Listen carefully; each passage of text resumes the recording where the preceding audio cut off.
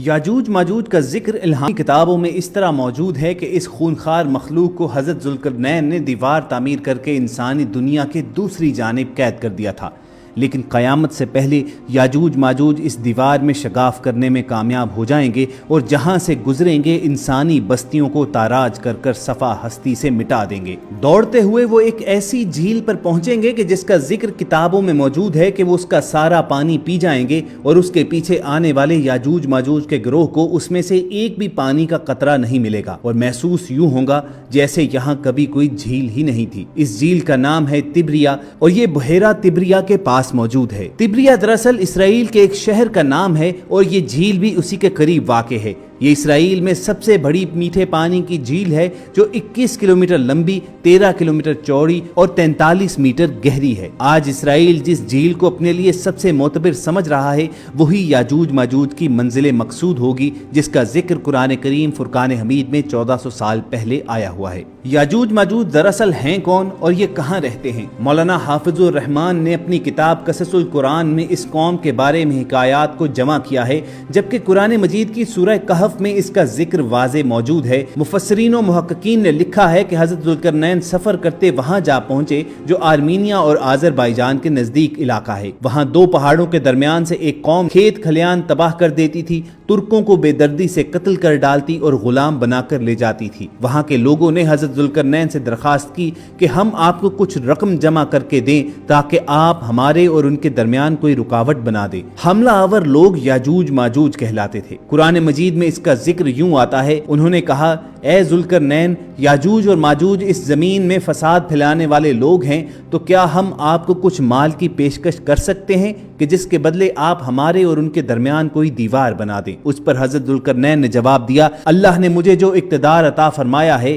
وہی بہتر ہے، لہٰذا تم لوگ طاقت سے میری مدد کرو تو میں تمہارے اور ان کے درمیان ایک مضبوط دیوار بنا دوں گا۔ پھر حضرت ذوالقرنین نے لوہے کے بڑے بڑے ٹکڑے دونوں پہاڑوں کے درمیان کھڑے کیے اور لوگوں سے کہا کہ ان کو دہکاؤ۔ جب وہ لال انگارہ ہو گئے تو اس پر پگھلا ہوا تانبا ڈالا گیا تاکہ لوہے کے ٹکڑے مضبوطی سے آپس میں جڑ جائیں اور چکناہٹ کے سبب کوئی اس پر چڑھ نہ سکے۔ چنانچہ یہ دیوار ایسی بن گئی کہ یاجوج ماجوج نہ اس پر چڑھنے کی طاقت رکھتے تھے اور نہ اس میں کوئی سوراخ بنا سکتے تھے۔ دیوار کی تعمیر کے بعد حضرت ذوالقرنین نے کہا یہ میرے رب کی رحمت ہے، پھر میرے رب نے جس وقت کا وعدہ کیا ہے وہ وقت آئے گا تو یہ اس دیوار کو ڈھا کر زمین کو برابر کر دیں گے اور میرے رب کا وعدہ بالکل سچا ہے۔ محققین کے مطابق قرآن مجید کی گواہی سے ثابت ہوتا ہے کہ حضرت ذوالقرنین نے جن پہاڑوں کے درمیان سفر کیا وہ کوکیشین ماؤنٹینز ہیں، جو دو سمندروں یعنی بحیرہ اسود اور کیسپین سی تک یہ سلسلہ پھیلا ہوا ہے۔ اس پہاڑی سلسلے میں ایک جگہ بہت ہی بلند ترین پہاڑ ہیں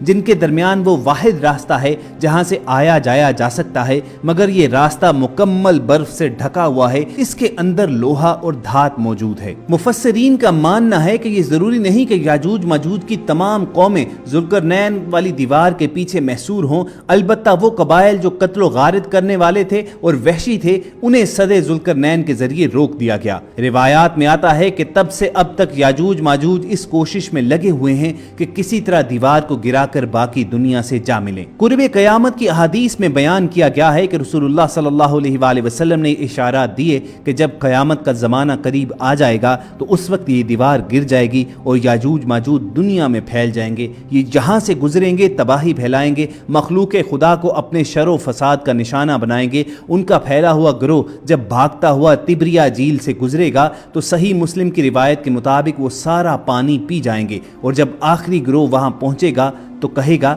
کبھی یہاں پر پانی ہوا کرتا تھا۔ یہ تبریا جھیل اسرائیل میں آج تازہ پانی کی سب سے بڑی جھیل ہے اور اس کا ذکر توریت و انجیل میں بھی آیا ہوا ہے۔ حضرت عیسیٰ علیہ السلام نے روایات کے مطابق بڑا حصہ اسی جھیل کے ساحل پر گزارا، اور مختلف احادیث میں اسی جھیل کے پانی کا تیزی سے کم ہونا یہ اشارہ دیا گیا ہے کہ یاجوج و ماجوج کے ظاہر ہونے کا وقت قریب ہے۔ قصص القرآن میں ہے کہ یاجوج ماجوج اسی جھیل کے ذریعے قتل و غارت کرتے ہوئے بیت المقدس تک پہنچیں گے اور اعلان کریں گے کہ زمین پر ہمارا قبضہ ہو چکا ہے۔ پھر اس کے بعد حضرت عیسیٰ علیہ السلام اور تمام مسلمان مل کر اللہ سے دعا کریں گے تو اللہ تعالیٰ ان کی گردنوں میں ایسا کیڑا پیدا کرے گا جو ان کی ہلاکت کا باعث بنے گا، پوری زمین ان کی لاشوں سے بھری ہوگی، پھر اللہ کے حکم سے بارش برسائی جائے گی جو زمین کو ان کی لاشوں سے پاک کر دے گی۔ یاجوج ماجوج کے نکلنے کا وقت ظہور مہدی اور پھر خروج دجال کے بعد ہوگا، جبکہ حضرت عیسیٰ علیہ السلام نازل ہو کر دجال کو قتل کر چکے ہوں گے، اور یہی وہ زمانہ ہوگا کہ جب قیامت قریب ہوگی۔